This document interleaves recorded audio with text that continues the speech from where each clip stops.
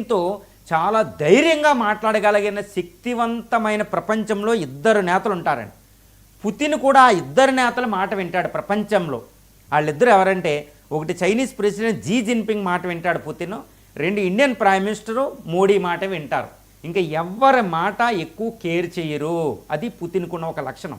వీళ్ళు ఫోన్ చేసినా ఏం చేసినా, ఎందుకంటే పుతిన్ ఎవరినైనా అనుమానిస్తారు కానీ వీళ్ళిద్దరిని అనుమానం.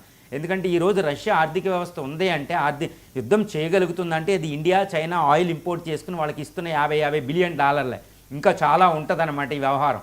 కాబట్టి పుతిన్ భారతదేశం మాట వింటాడు. కాబట్టి ఈరోజు పుతిన్ భారతదేశం మాట వింటాడు కాబట్టి ఇటు జెలెన్స్కీతో కూడా మాట్లాడగలగాడు. కాబట్టి ఈ రష్యా ఉక్రెయిన్ మధ్య శాంతిని నెలకొల్పడంలో భారత చాలా కీలక పాత్ర పోషించాలని అనుకుంటుంది అని తెలుస్తుంది.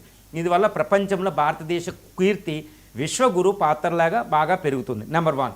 నెంబర్ 2 ఏంటంటే, భారత్కి ఇక్కడ ఒక స్వప్రయోజనం ఒకటి ఉంది, ఒక సెల్ఫ్ ఇంట్రెస్ట్ ఒకటి ఉందండి. అదేంటంటే, రష్యా నుంచి మనం ఆయిల్ని దిగుమతి చేసుకుంటున్నామనే అక్కడ మనకు ట్రంప్ మన మీద ఆంక్ష